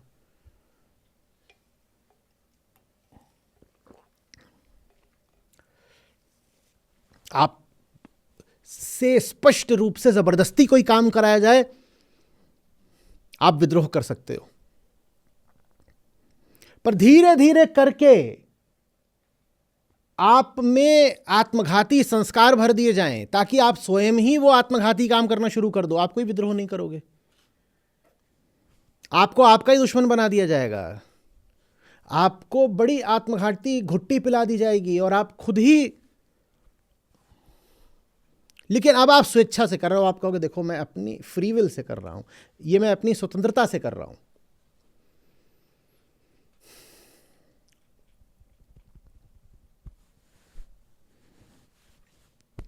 अब नहीं होगा तदात्मानम सृजाम में हम, अब नहीं प्राकट्य होगा कृष्ण का। वो तो तब आते हैं ना जब हमको पता लगता है कि वो दुर्दशा में है। अभी अहम को पता ही नहीं लगता कि वो दुर्दशा में है उसकी खूब दुर्दशा, पर उस दुर्दशा से भी बड़ा है नशा। उसकी दुर्दशा जितनी बढ़ती जाती है, उसको नशा भी और बढ़ा कर दिया जाता है, ताकि उसे अपनी दुर्दशा पता ही ना चले। जब दुर्दशा पता नहीं चलती तो कराहता नहीं, पुकारता नहीं। जब पुकारता नहीं तो कृष्ण आते नहीं। आने कहां से हैं? आने यहीं से है, पर यहां से भी तभी आएंगे जब पुकारोगे। और पुकारोगे क्यों? जब दुर्दशा से गहरा है नशा। इतनी नशे में हो, दुर्दशा हुई जा रही, फर्क क्या पड़ता है? कई तरह के नशे हैं। तो शोषकों ने सबक सीख लिया है। क्रांतियां बहुत हो गई ना, यूरोप के लगभग हर बड़े देश में, पश्चिमी यूरोप के क्रांतियां हो गई, रूस में क्रांति हो गई, अमेरिका में भी एक तरह की क्रांति हो गई। जो उनका गृह युद्ध था उसको क्रांति ही मानो, क्योंकि वो भी ऊंचे विचारों बनाम दासता का युद्ध था। वो भी एक तरह की क्रांति ही थी।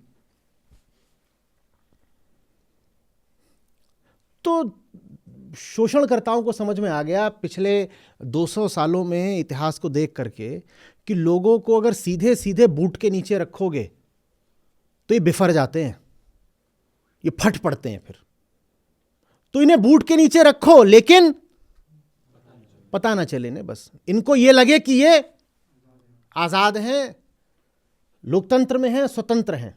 इनको ये लगता रहे कि स्वतंत्र हैं। भले ही अब तुम्हारी क्या स्वतंत्रता है? तुम जाके यहाँ सामने टीवी है, एक चैनल, दूसरा चैनल, तीसरा चैनल, ये आपको लगता है आपकी स्वतंत्रता है कि आप चुनाव कर सकते हो कि 1, 2, 3 चैनल, और तीनों चैनल एक ही जगह से आ रहे हो। तो दुनिया भर की पूरी मीडिया कुछ 5-10 लोगों द्वारा नियंत्रित हो, तो आपने तो अपना चुनाव कर लिया, नहीं मुझे ना ये चैनल पसंद है, दूसरा लगाऊंगा। जो दूसरा लगा रहे हो भी वहीं से तो आ रहा है।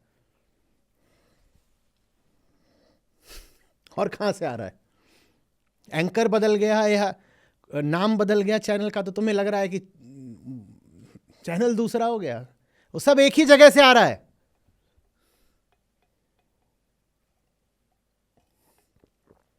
पर अच्छा लगता है, यूं रिमोट उठाया, I don't like this. You are not allowed to like और डिसलाइक,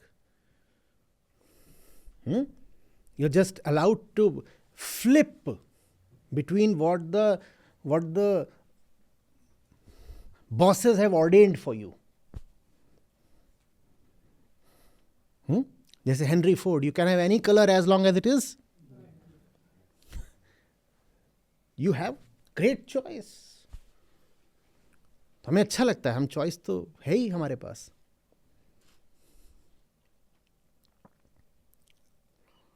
नहीं,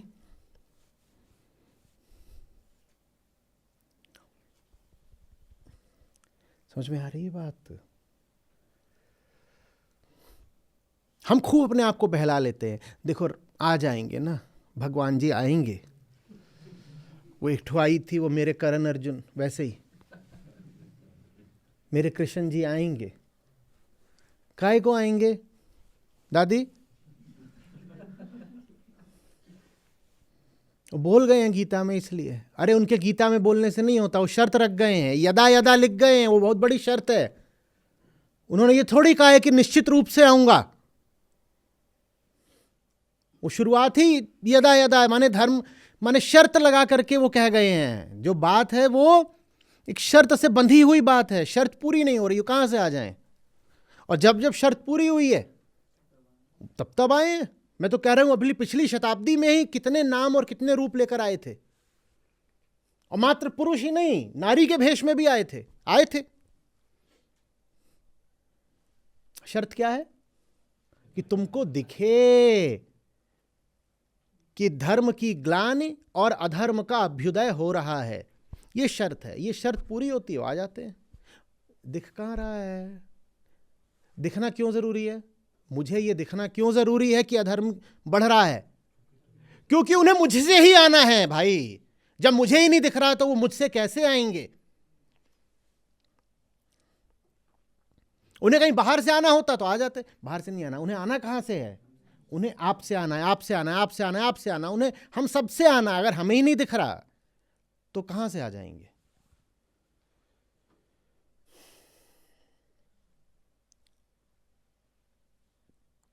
कहां से आएंगे?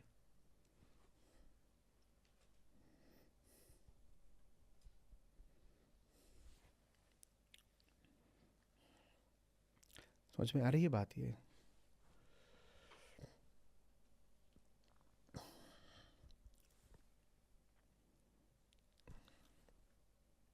आज वो तब आएंगे और आज वो उससे आएंगे जिसने अपनी संवेदनशीलता बचा कर रखी है, जिसको तब भी दिख रहा होता है जब औरों ने काले चश्मे पहन लिए होते हैं गाढ़े रात में।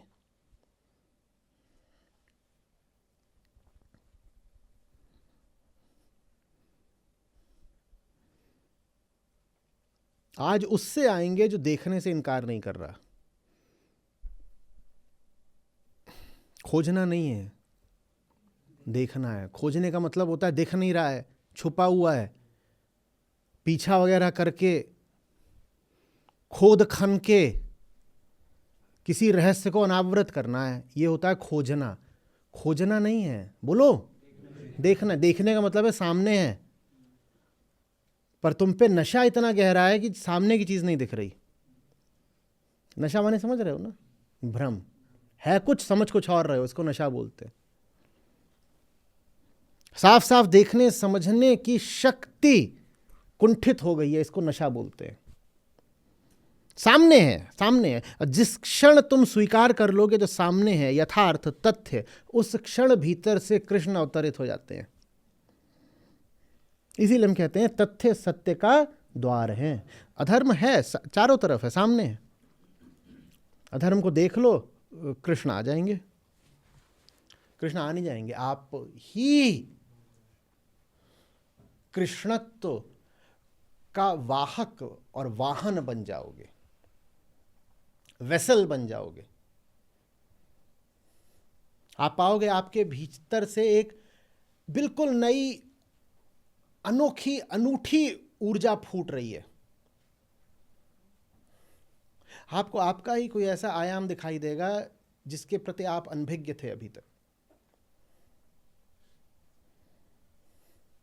समझ में आ रही ना बात? रंग दे बसंती भूलना मत।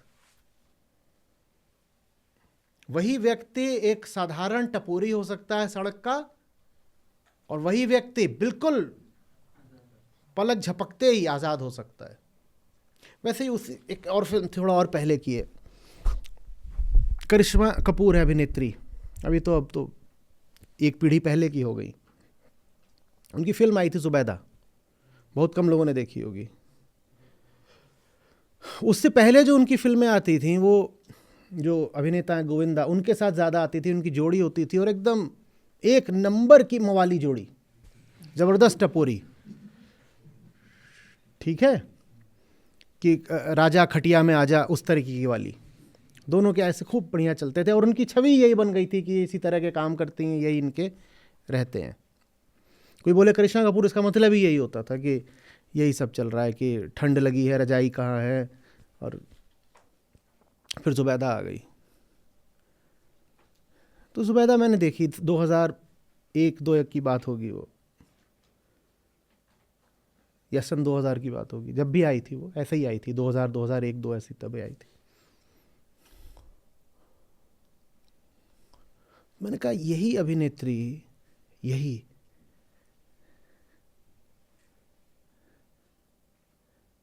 क्या होती थी, क्या हो गई। जुबैदा में किरदार दूसरा मिला है, लेखक की कलम और निर्देशक की दृष्टि ने एक गजब गरिमा दे दी अभिनेत्री के चरित्र को। यकीन ही नहीं हो कि ये वही है जो अभी पिछली फिल्म में आलू समोसा और पता नहीं क्या कर रही थी, राजा बाबू। आप लोगों को नहीं पता होगा, वो एक जो मिलेनियल जनरेशन है उनको पता होगा हम क्या बात कर रहे हैं। संजय को पता होगा, हाँ, सरकाई ले खटिया। हाँ,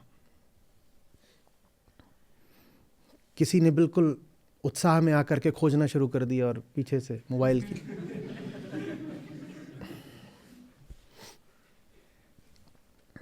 आप जुबैदा देखें तो वहाँ बात दूसरी है कि ये वही अभिनेत्री है। इतनी गहराई, इतनी गरिमा ये कहाँ से आ गई?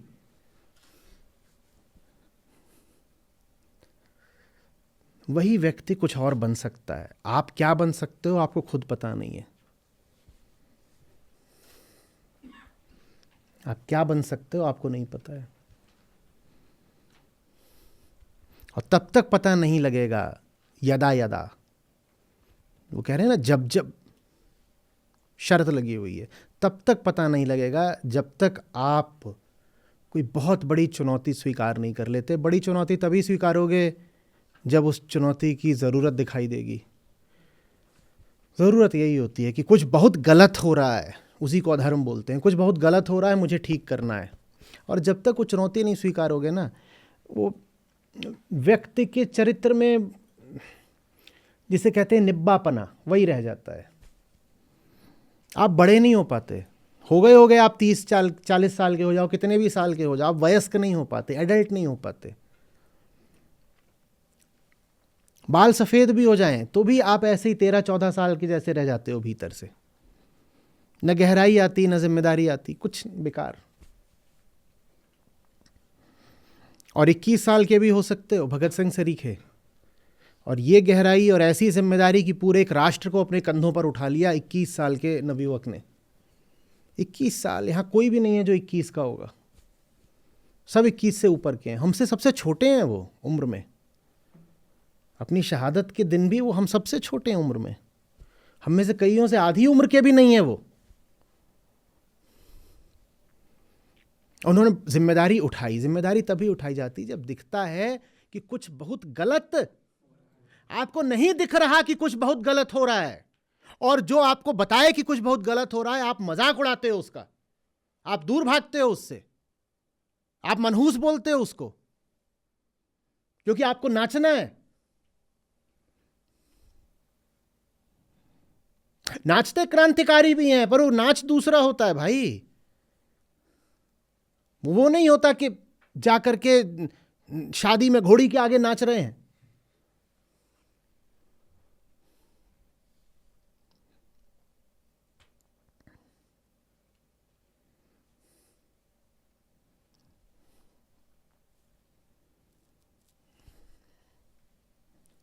समझ में आ रही है बात?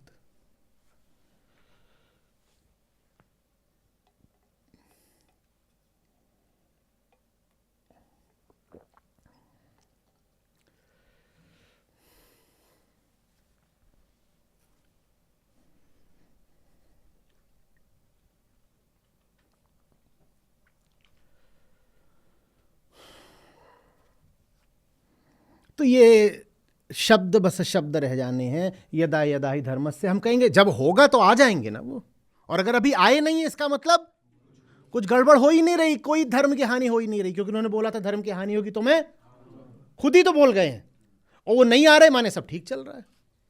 भाई वो नहीं बोल गए, ये देखो किससे बोल गए हैं, किससे बोला है? सारी गीता किसको संबोधित? अहम को। तो तुम्हें तो लगेगा ना हानि हो रही है, तब आएंगे, तुम्हें नहीं लग रहा हानि हो रही है। ये मैं चौथी पांचवी बार बोल रहा हूं, फिर बता रहा हूं। दुनिया का सबसे बड़ा अधर्मी वो है जिसको दिखाई नहीं पड़ रहा कि चारों तरफ अधर्मी अधर्म है। ऐसे ही लोगों के कारण अधर्म कायम है, जो कहते हैं सब बढ़िया चल रहा है, क्या अच्छा चल रहा है, आज से ज्यादा धर्म तो कभी था ही नहीं जितना आज है। इन्हीं के कारण अधर्म और गहरा गया, और अधर्म जब भी बढ़ेगा किसका नाम लेके बढ़ेगा? धर्म का। अधर्म ये थोड़ी बोलेगा मैं अधर्म हूं।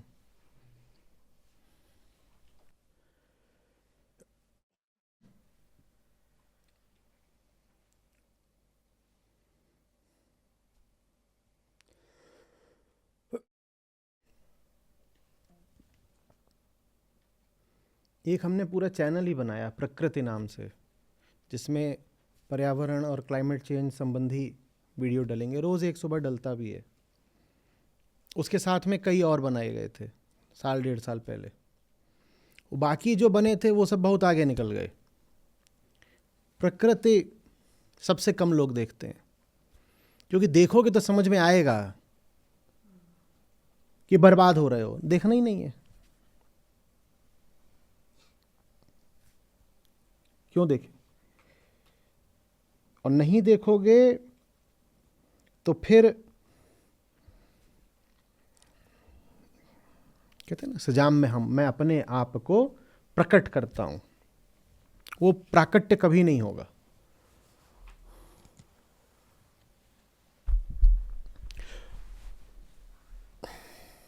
मालिक मेरे, कुछ क्यों ठीक हो अगर कुछ गलत ही नहीं है?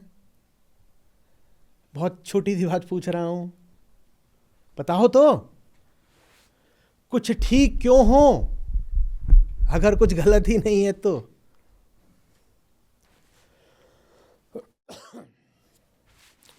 हमारे देखे कुछ भी गलत, बहुत कुछ गलत है, लेकिन ये मानना, स्वयं को भी ये घोषित करना खतरे की बात है।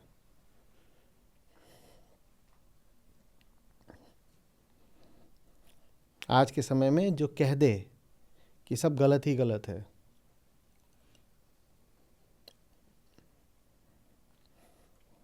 उसने बड़े खतरे का काम कर लिया ना।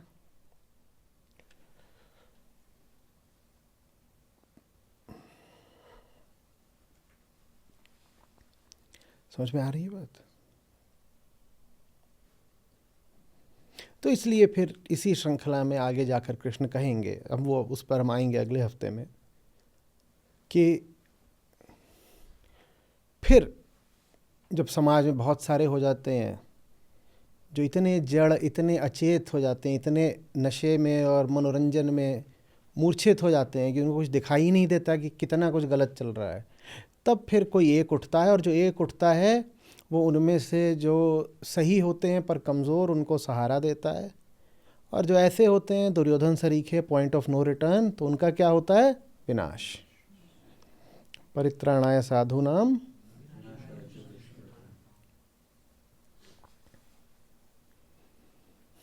समझ में आ रही बात?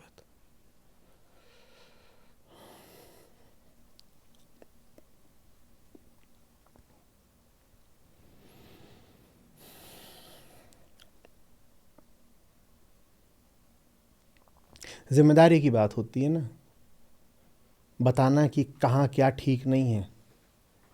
सब ठीक है तो कोई जिम्मेदारी नहीं, सो जाओ, सब ठीक तो है, सो जाओ। और अगर गड़बड़ है सब कुछ तो क्या करना पड़ेगा? ठीक करना पड़ेगा। और जिम्मेदारी में फिर कष्ट लगता है, तो कौन बोले कि सब गलत है? अच्छा, थोड़ा बहुत कुछ गलत है तो आदमी बोल भी दे कि कुछ गलत है।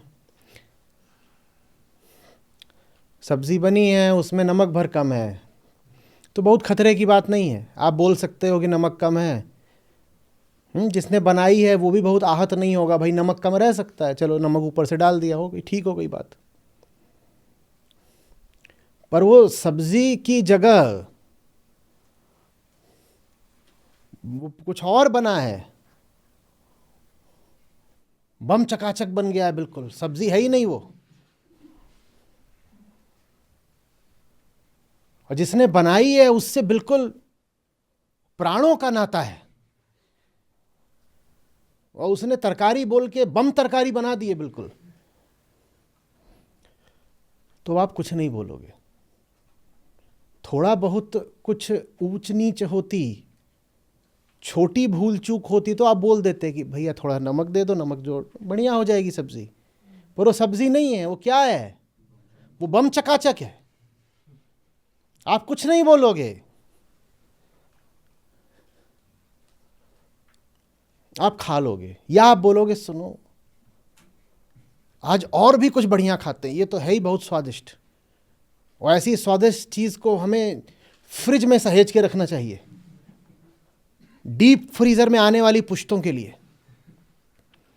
हम तुम बाहर चलते हैं, कहीं पे फूड कोर्ट वगैरह में बैठेंगे, शॉपिंग भी होगी, मूवी भी होगी, डिनर भी होगा।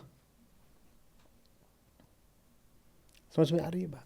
जब बहुत कुछ गलत होता है तो मनोरंजन तुरंत तस्वीर में आ जाता है। वो सब्जी इतनी गलत बनी है कि अब कहना पड़ेगा कि चलो बाहर चलते हैं, कुछ खरीदेंगे, फिर कुछ खाएंगे, बड़ा मजा आएगा।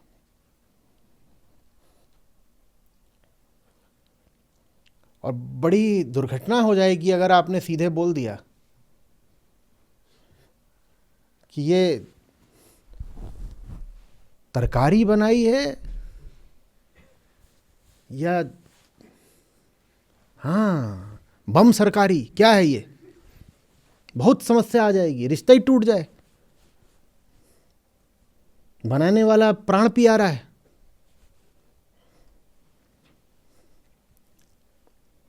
समझ में आ रही बात? सीधे सीधे कहना बहुत कुछ गलत है, खतरे और जिम्मेदारी की बात होती है। और जब मामला बहुत ही ज़्यादा गलत होता है तो खतरा और जिम्मेदारी भी बहुत ही ज़्यादा हो जाते हैं, इसलिए हम और कुछ नहीं बोल पाते।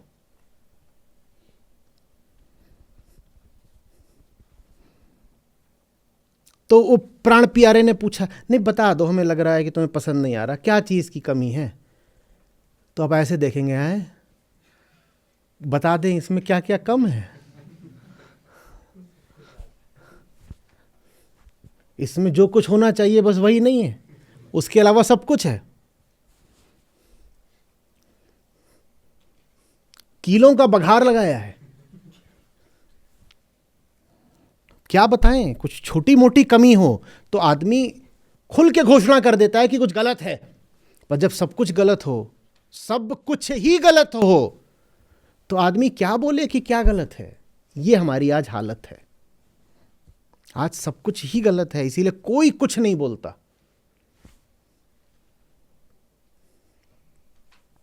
तो इसका आशय ये भी है कि आज फिर जो हमें सुधार चाहिए, परित्राणाय साधूनाम, वो सुधार सतही या पारिधिक नहीं होगा, वो बहुत केंद्रीय होगा।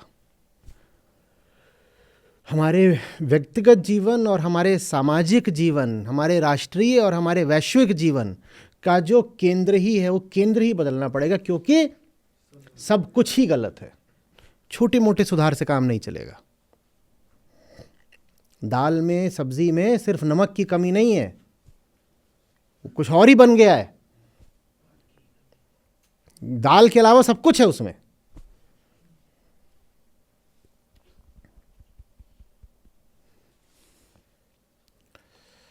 आ रही है बात?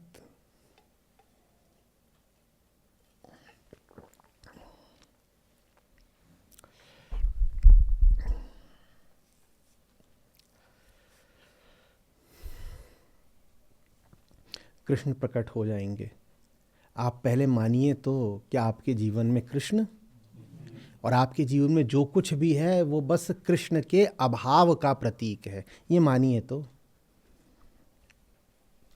जब अपने घर में वो जो नुन्नू वल्द झुन्नू है उसी को कान्हा बना के घुमाओगे तो कृष्ण कहाँ से पाओगे?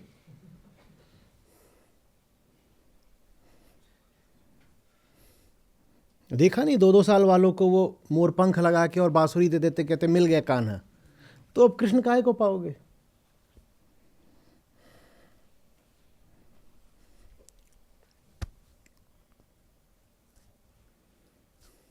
पहले मानो कि नहीं है, एकदम नहीं है। खतरनाक बात है ना मानना कि नहीं है। फिर ये जवाब भी देना पड़ेगा कि अगर कृष्ण नहीं है जीवन में तो ये सब जो है जीवन में ये कौन है फिर? अब ये बड़ा असुविधा वाला सवाल है कि अगर जीवन में कृष्ण नहीं है और जीवन तो भरा ही हुआ है, तो किनसे भरा हुआ है फिर? कृष्ण तो है नहीं, तो इनके नाम बताओ, ये कौन है? अब वो जवाब देने में जबान थरथराती है, इसलिए कृष्ण नहीं आते। और जब आएंगे तो कहाँ से आएंगे? बहुत अच्छे से याद रखना, आसमान से नहीं आएंगे, यहाँ से आएंगे। कृष्ण का जन्म कहीं ना आकाश में होता है ना किसी और के घर में होता है। कृष्ण तो यहीं से जन्मते हैं, आपकी ही छाती से।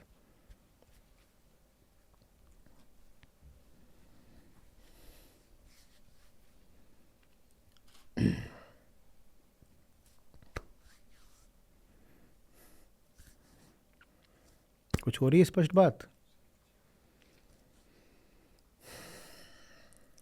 बताइए।